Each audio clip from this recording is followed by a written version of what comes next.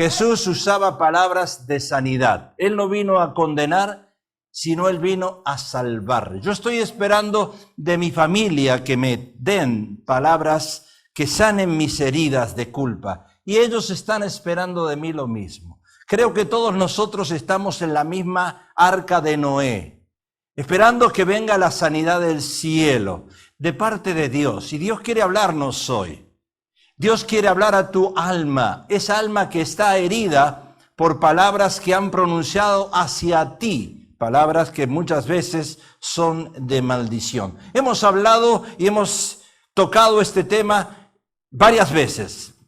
Y el mismo Dios de paz os santifique por completo y todo vuestro ser, espíritu, alma y cuerpo sea guardado irreprensible para la venida de nuestro Señor Jesucristo. En la serie que iniciamos el mensaje pasado, mencionamos que Dios habla a la iglesia. Dios habla en el presente. Y usted tiene que circular. En Génesis dice Dios habló. El propósito de Dios es hablarnos. Dios nos quiere hablar todos los días de nuestra vida. Dios habló, hizo la creación, creó el universo. Y a través, después de crear el universo, dice el escritor a los Hebreos, que fue constituido el universo, pero por la palabra. Dios habla y hace. Palabra significa hablar. Yo quiero escuchar que mi esposa me diga que me ama. Yo quiero escuchar que ustedes me digan que me ama. Sé que me aman, pero quiero que me lo digan.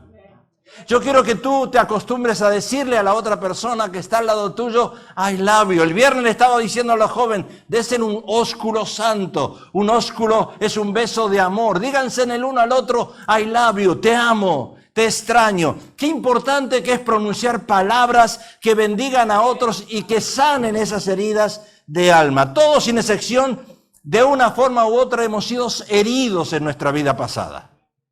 Quizás alguien te lastimó, alguien te hirió. Nosotros mismos hemos herido a alguien con palabras, pronunciando esas palabras. Somos heridos muchas veces por el desaliento, la desesperación, la depresión, heridos por palabras que nos acusan. Sabemos que es el enemigo que viene a traer palabras de acusación, pero muchas veces las recibimos en nuestra alma y nos hemos herido. Dice la palabra de Dios que somos seres tripartitos. Ya lo hemos enseñado tantas veces. Pablo lo dice que alineado el hombre es espíritu, alma y cuerpo. Y cuando el hombre está alineado en espíritu, alma y cuerpo, no hay palabra que te lastime, porque las heridas llegan a nuestra alma y es el espíritu que cubre tu alma y que tiene relación con Dios. Y cuando el hombre está alineado, las palabras no te hieren, pero lamentablemente vivimos desalineados. Vivimos en nuestras emociones. Estamos esperando cosas de alguien que nos sane. Estamos esperando que el hombre venga y nos sana cuando Jesús ya vino a sanar tus heridas. Pero yo quiero que el hombre me diga palabras buenas. Y cuando estamos desalineados en el alma, primero el espíritu y el cuerpo, esas palabras me hieren. Y las tengo guardadas en mi corazón. Y las guardo en el closet de mi conciencia. Y cuando las tengo que sacar porque estoy herido, las saco. Todos tenemos cicatrices de heridas por las batallas de la vida. No las vemos, están en algún lugar de nuestro interior, la cual hoy necesitan ser sanadas. ¿Y cómo pueden ser sanadas? A través de palabras que pronunciamos de nuestros labios. Estas heridas fueron causadas quizás por palabras habladas hacia nosotros, o nosotros hacia otros, y recibidas en nuestras emociones. En la figura de la izquierda vemos el alineamiento correcto diseñado por Dios, a través del cual recibimos protección espiritual. Cuando estamos alineados, la protección espiritual llega a nuestro espíritu. Pero en la figura de la derecha vemos como al estar desalineados, alma, espíritu y cuerpo, entonces los dardos del enemigo que dice Efesios nos lastiman, nos hieren. Nos hieren y no es fácil sanar esas heridas. Ahora, ¿cómo se cura una herida cuando perdonar es tan difícil y olvidar no se puede? Porque a mí me dicen, pastor, perdone. Perdonando se sanan las heridas. Yo les voy a enseñar hoy que no necesariamente perdonando se sanan las heridas. Porque nosotros somos seres que decimos que perdonamos, pero perdonar es olvidar, enterrar, como dice Jesús, en el fondo de la mar y no sacarlo a la luz. Pero nosotros, porque estamos heridos, a veces cuando viene a la memoria esa herida, la sacamos a la luz. Quiere decir que no nos olvidamos. ¿Qué palabras debemos usar para sanar las heridas de la culpa? Para averiguar esto debemos trasladarnos al Génesis, al comienzo. La culpa de la caída, ¿de quién fue? ¿De Adán? ¿De Eva? ¿Del fruto del árbol o de la serpiente? Usted se preguntará, ¿de quién fue la culpa? Porque eso es lo que nosotros queremos analizar y eso es lo que el ser humano quiere descubrir. Tenemos un accidente de carro y decimos, tú fuiste el culpable. Dios no mira eso, Dios mira otra cosa. Pero nosotros queremos saber quién fue el culpable. En Génesis capítulo 3, versículo 1 dice, la serpiente era astuta más que todos los animales del campo que Jehová Dios había hecho, la cual dijo a la mujer, con que Dios os ha dicho, no comáis de todo árbol del huerto.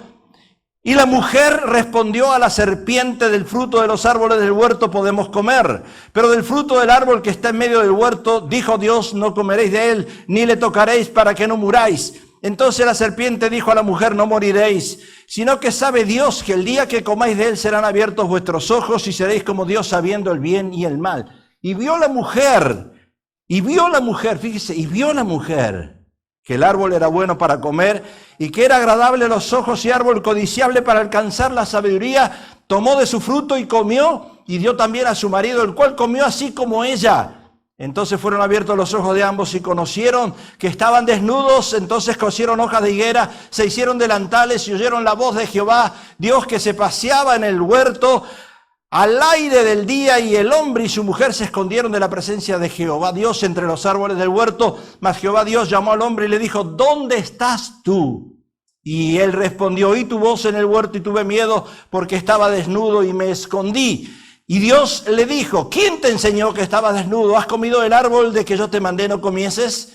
Y el hombre respondió, la mujer que tú me diste por compañera me dio del árbol y yo comí. Entonces Jehová Dios dijo a la mujer, ¿qué es lo que has hecho? Y dijo a la mujer, la serpiente me engañó y comí. Y Jehová Dios dijo a la serpiente, por cuanto esto hiciste, maldita serás entre todas las bestias y entre todos los animales del campo, sobre tu pecho andarás y polvo comerás todos los días de tu vida. Y pondré enemistad entre ti y la mujer, y entre tu simiente y la simiente suya.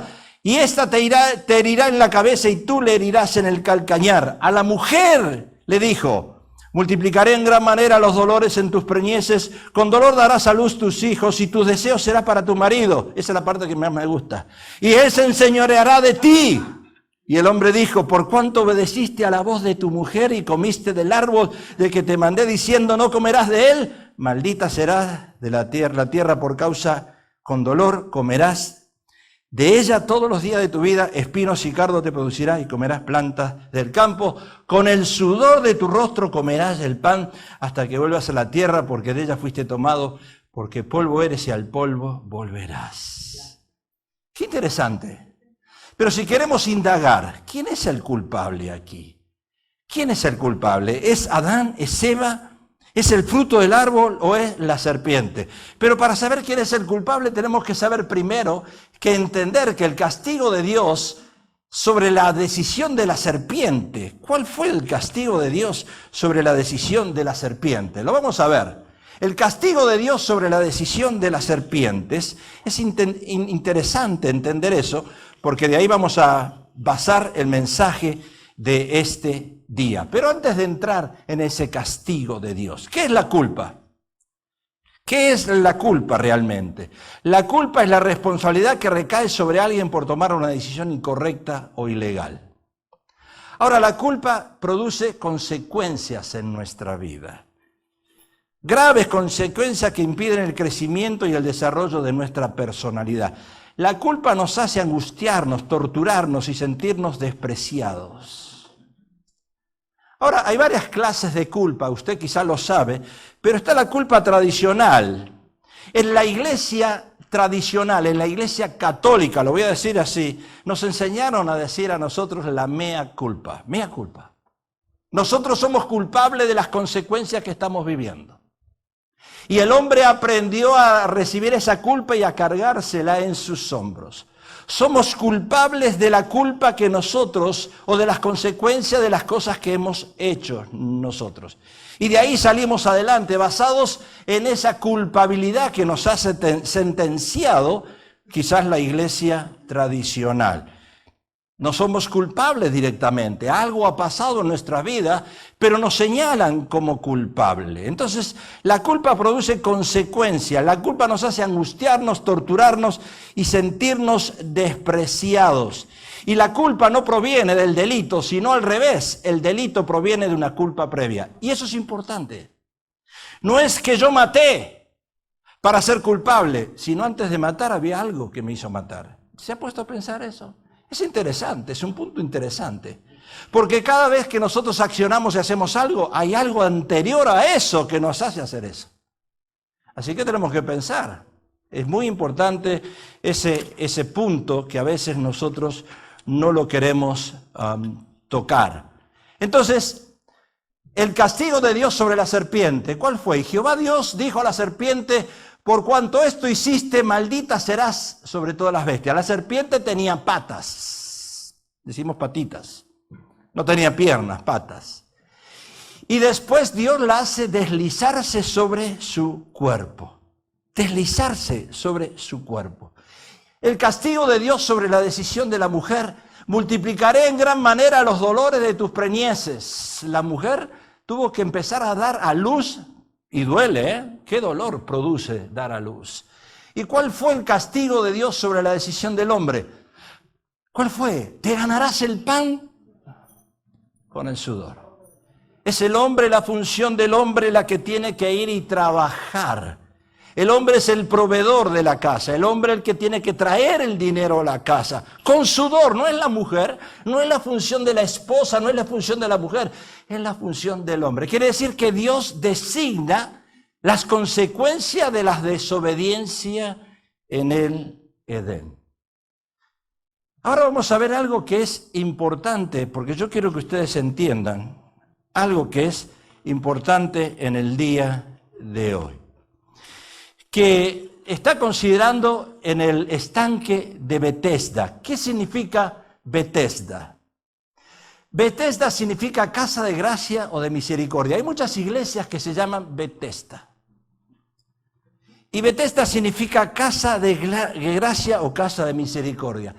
Es mi oración como pastor de esta iglesia que todos nosotros entremos en este nombre en este año, para ser libres de culpa. Entender que esta es una iglesia de gracia y de misericordia. Gracia porque es un favor que Dios nos regala. Y la misericordia porque así como Dios tuvo y Jesús tuvo misericordia con nosotros, así también nosotros tengamos misericordias de otros. En el capítulo 12, del versículo 47, Juan dice: al que oye mis palabras y no las guarda, yo no le juzgo. Porque no he venido a juzgar al mundo, sino a salvar al mundo. Jesús vino a salvar al mundo. Jesús no vino a culparte. Jesús vino a salvarte. Eso es algo que tiene que entrar en mi mente. Y más adelante en Juan 5:14, o antes del 12, 5 a 14, dice: después le halló Jesús en el templo. ¿A quién le halló?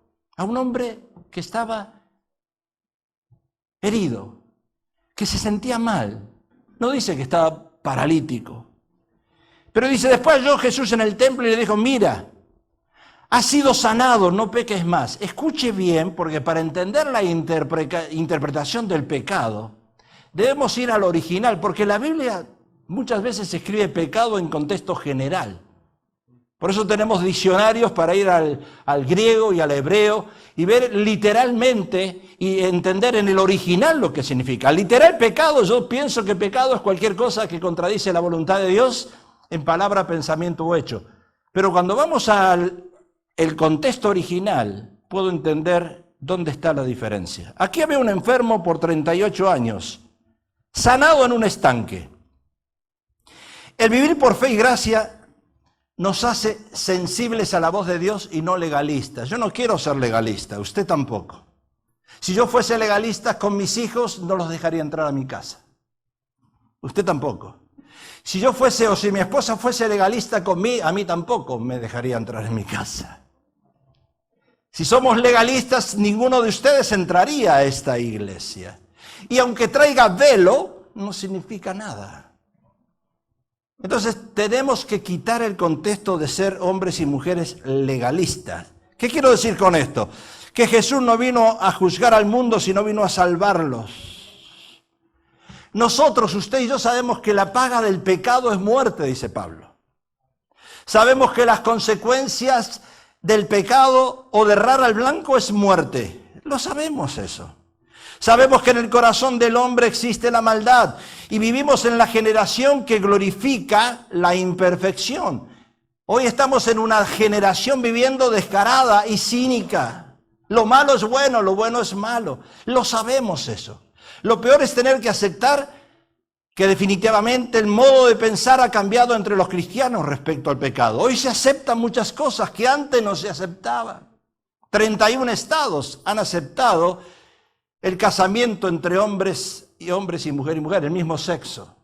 Y ahora se va a sacar una ley que los 51 estados aquí en Estados Unidos van a aceptar eso. Antes eso no se aceptaba por la ley, ahora se acepta. Nosotros no lo aceptamos por la Biblia, pero sí la ley lo aprobó.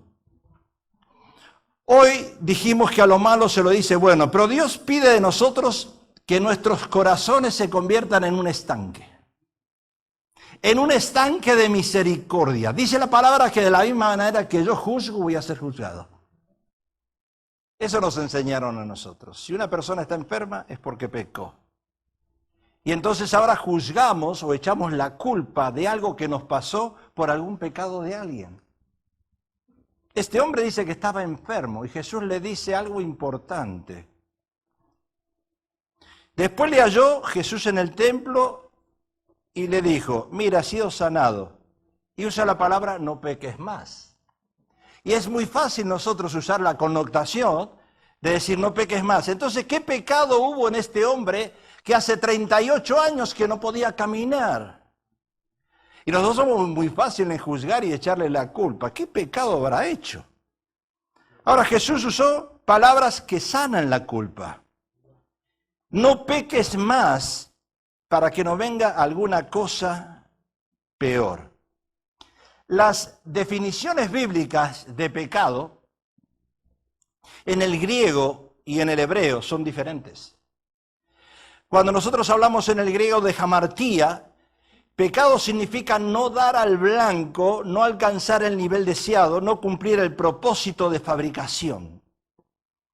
En el griego también es anomía. Salirse del camino, quebrar la ley, ilegalidad, maldad. El parabasis es amenazar a Dios con el puño, odiar a Dios, querer destruirlo. Pero en hebreo, el amal de pecado es dedicación al mal, infortunio, trabajar para dañarse a sí mismo y a otros. Asham, enloquecer, perversidad, pena por una culpa o delito. Abón, pecado, caer con las piernas quebradas, aplastado por una pesada carga o dolor. Y rasha, en el hebreo, es espíritu maligno, espíritu sucio, terriblemente malvado y cruel. Ahora, en el caso de este hombre que 38 años estuvo enfermo, y Jesús usa la palabra pecado, ¿cuál sería la interpretación de Jesús cuando usa la palabra pecado? ¿Y cuál es la palabra que Jesús usa para sanarlo? En el caso del enfermo, la definición del griego es hamartiano, alguien que comete un error. Alguien que cometió un error. ¿Y cuántos de nosotros cometimos errores en nuestras vidas? No necesariamente algo que nuestra mente está pensando, ¿qué pecado habrá hecho este para estar en las condiciones que está? Errar al blanco significa un error que hemos cometido y por ese error que cometemos pagamos consecuencias. Si usted va en el freeway y comete un error, hablando de algún ticket o de alguna infracción, usted va a pagar una multa. Métase en la línea de fast lane y va a pagar $341 de multa por haber entrado en esa línea.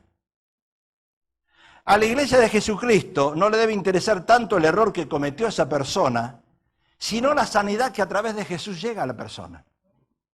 Pero nosotros hacemos al revés. A ver qué pecado hizo la persona. Dime, hermano, usamos el teléfono. Ay, hermana, yo quiero que oremos por el pecado de Juancito. ¿Y qué hizo Juancito? Ay, tú no sabes, mi hermana, lo que hizo Juancito. Yo quiero que usted tome el teléfono para decir cómo Jesús sanó a Juancito de su pecado, de su error. Porque cometemos errores. A veces alguien se casa apresurado y se casa con la persona inadecuada y paga las consecuencias a veces por vida, por cometer un error. No sé si está entendiendo lo que quiero decir. Para eso necesitamos meternos en el estanque. Necesitamos que esta iglesia suelte palabra de sanidad, no de condenación. Betesda significa casa de gracia o casa de misericordia.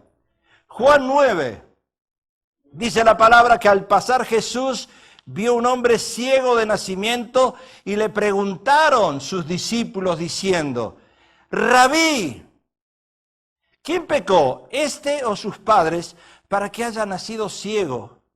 Respondió Jesús, no es que pecó este ni sus padres, sino para que las obras de Dios se manifiesten en él. Qué importante que es eso. Porque en el Antiguo Testamento no se dejaba ministrar a un profeta o a un líder si tenía pecado. Pablo, podemos ver nosotros, tenía problemas en la vista. Pero consideraban que eso era un pecado. Muchos dicen que el Señor lo sanó a Pablo, el apóstol. Antes en el Antiguo Testamento un profeta no podía predicar si estaba enfermo. Pero ahora entendemos, de acuerdo a la gracia, Jesús dice, no es que pecó este ni sus padres, sino que hay una obra de Dios en la vida de esa persona. Hay un milagro que Dios quiere hacer en su restauración. El apóstol Pedro era un apóstol que negaba a Jesús y después 3.000 y 5.000 se convirtieron a través de la palabra de Dios. Mas es necesario hacer las obras de que me envió, entre tanto que el día dura, la noche viene, cuando nadie puede trabajar. Entre tanto que estoy en el mundo, luz soy del mundo. Dicho esto, escupió en tierra, hizo el lodo con la saliva, untó con lodo los ojos del ciego y le dijo, ve a lavarte en el estanque de Siloé, que traducido es enviado. Fue entonces, se lavó y regresó viendo. Yo lo que quiero y de ustedes es lo mismo que pido yo de mi persona. Que cuando los vea a ustedes no les vea el pecado, le vea la sanidad que Dios trajo en la vida de ustedes.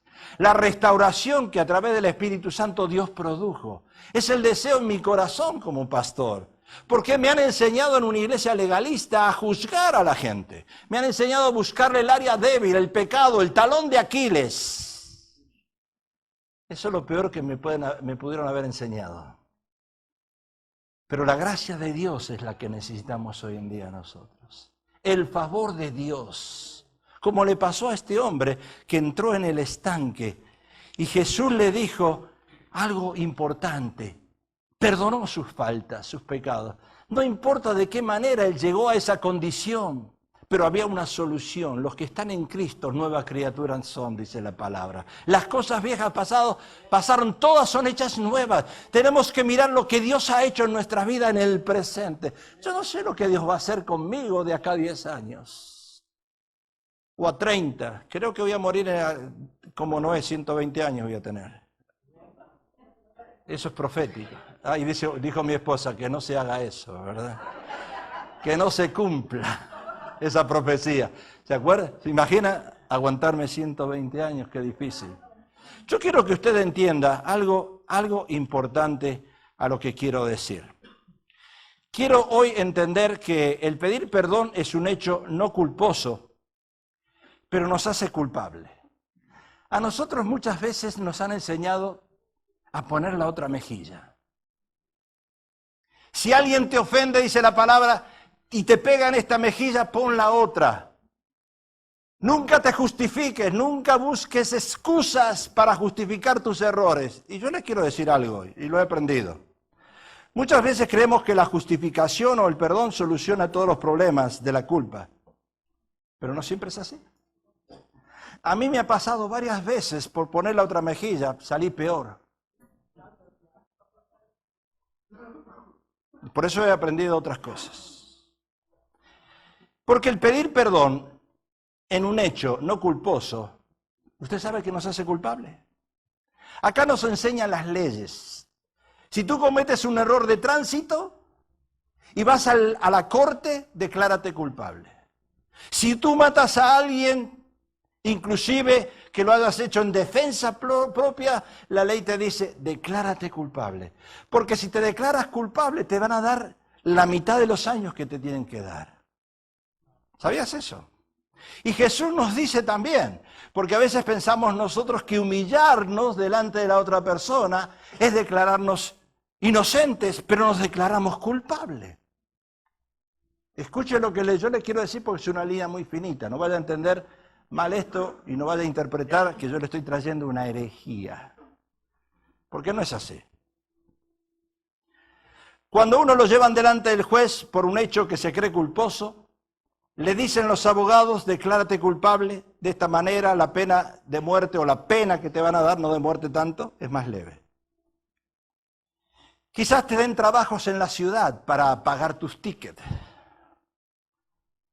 Quizás tengan misericordia de ti y en vez de darte 2 o 3 años de cárcel te den 1 año.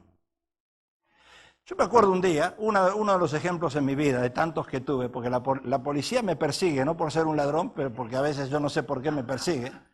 Yo cuando voy manejando veo siempre para atrás, uno tiene que mirar el espejo retrovisor y ver si está la policía ahí atrás. Yo no sé por qué, pero yo siempre tengo una adicción con la policía y un carro me persigue. Y a veces no lo veo, se esconden. Y me molesta cuando un policía se esconde detrás de una roca y anda con el radar así buscando a quién devorar. Y nosotros veníamos un día por el freeway Palmdale, por el 14 de Palmdale para casa, y si usted ha viajado por ese freeway, usted se da cuenta que es en declive, así, 45, boom, degree. Y cuando usted va con su carro, en un freeway en declive, todos van a la misma velocidad y nadie baja menos de 80. Todos veríamos a 80 plus, por decirlo. Y había un policía detrás de unas rocas escondido que estaba, se ve que no tenía nada que hacer y estaba, porque no tiene mucho que hacer, con su pistola, su radar. Y veníamos bien conversando, a veces cuando conversamos con la pastora ni miramos alrededor nuestro, venimos, a veces nos pasamos hasta de la salida.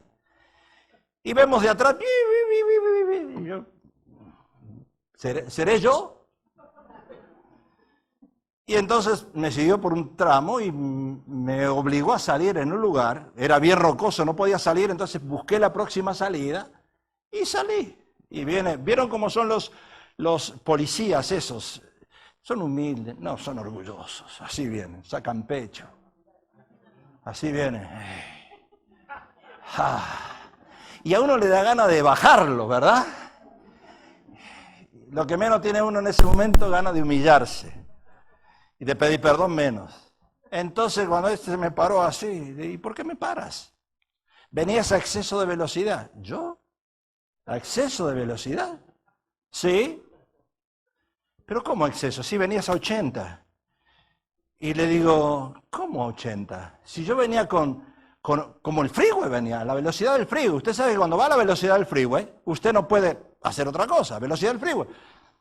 Y mire la diferencia, le voy a explicar algo, la diferencia de lo que me dijo el policía. Me dice, ¿acaso no tienes frenos?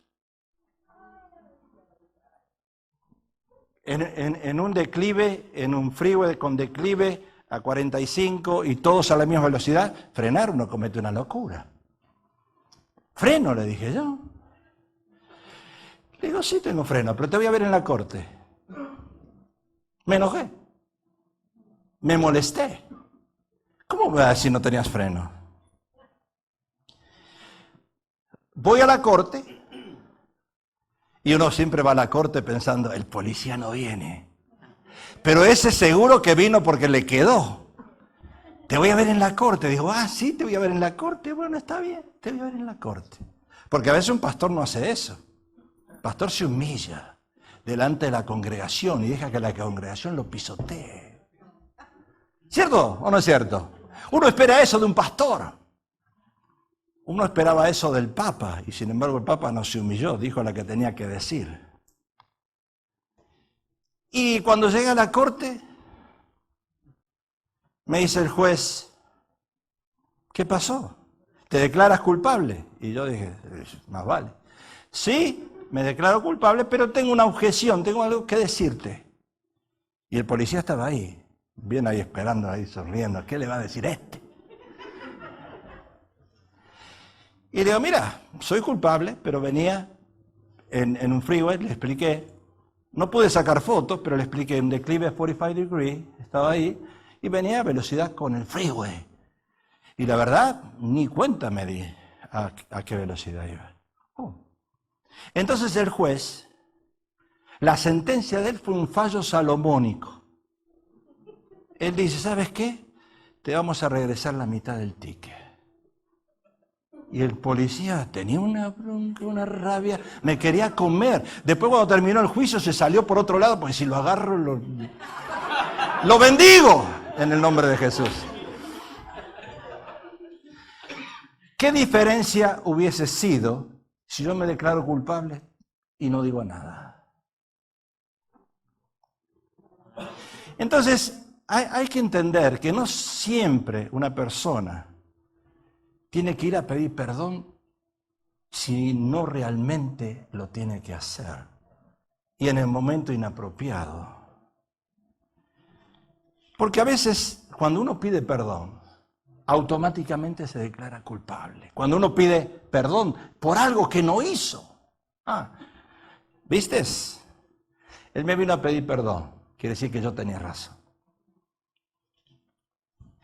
El castigo de Dios, sabemos, sobre la serpiente, sobre Eva, sobre el hombre, sobre las decisiones que tomó, a cada cual le dio lo suyo.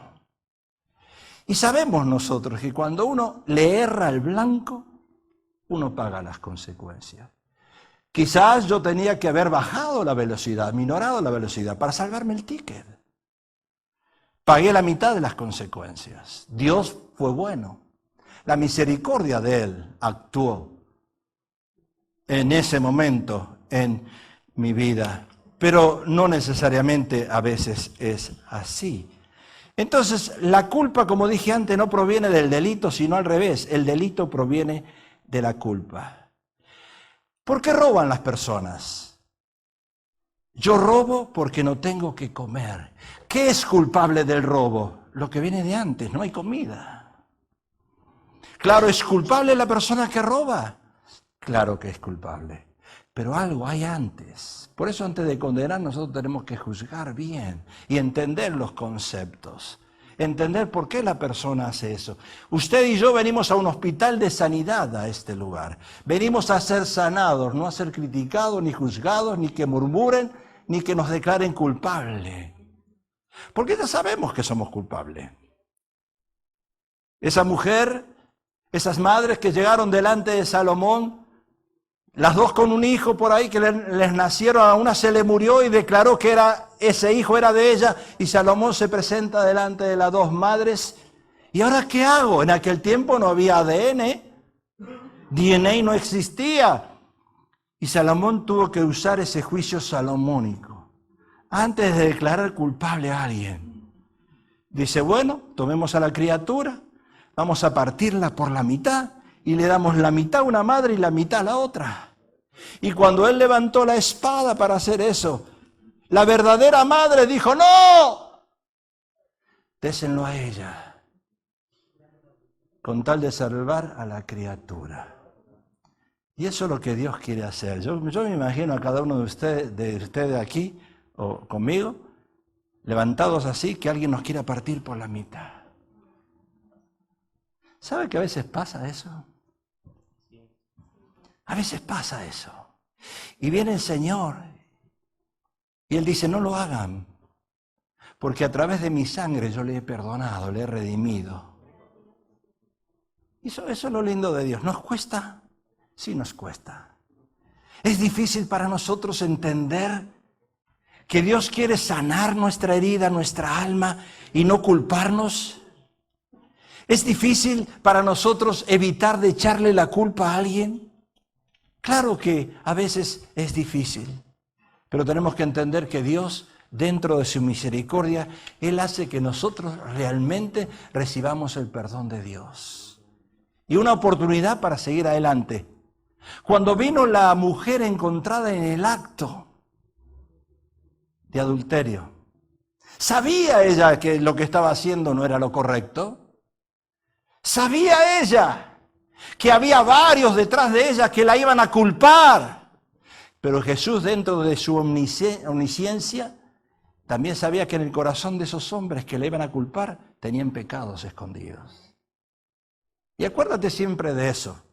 No vengas a la iglesia a tratar de sacarle una pajita a alguien cuando tú tienes una viga por allí escondida. No vengas a la iglesia con la intención de descubrir el pecado ajeno cuando el tuyo ha salido muchas veces a la luz. Le pasó a Noé con sus hijos. Varios hijos trataron de tapar su desnudez, pero otros dijo, no, a este lo voy a sacar a la luz. Era un borracho, se acostó con tal y tal y tal. Tenemos que evitar eso. ¿Nos va a costar un poco? Sí nos va a costar. ¿Sabe? Hay una ley en el Antiguo Testamento que dice, no matarás. Escuche que esto es importante. Uno de los 10 mandamientos es no matar. En Argentina y en otras partes del mundo no se acepta la pena de muerte. Aquí, en Estados Unidos, que es un país supuestamente cristiano, sí se mata.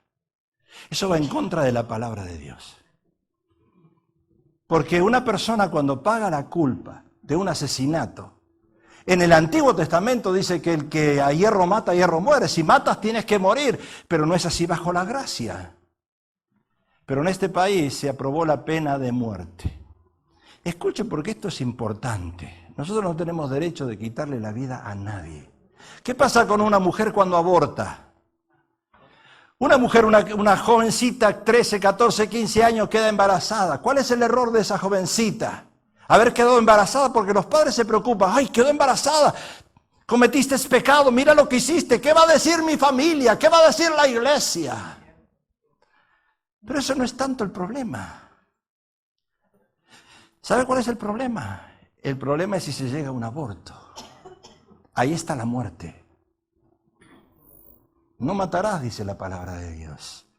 ¿Qué pasó lo que pasó en Francia? Escuche, porque esto es importante. No quiero entrar en detalles porque no quiero que me fusilen por ahí afuera. ¿Pero qué pasó? El problema, usted puede hablar y usted puede hacer cualquier manifestación en paz, pero no matar. Cuando usted mata en cualquier religión, usted se opone a lo que Dios dejó establecido en su palabra. No matarás. Yo puedo estar de acuerdo contigo o no puedo estar de acuerdo contigo. Podemos intercambiar ideas y opiniones. Pero matarte va en contra de la ley de Dios. Eso sí es pecado. Eso sí está mal. Y eso Dios lo mira desde arriba. No importa qué religión tú profeses. No importa qué religión tú andes, Dios te dice, no matarás. ¿Me estás entendiendo? No tanto a quién le vas a echar la culpa, sino las consecuencias de esa culpa, cómo tú reaccionas detrás de eso. ¿Usaste un arma? ¿Usaste tu lengua para matar? ¿Usaste tu lengua para condenar? ¿O usaste tu lengua para salvar? Mi deseo es que esta iglesia se convierta en un estanque, el estanque de Bethesda. Yo quiero que te pongas de pie en este momento.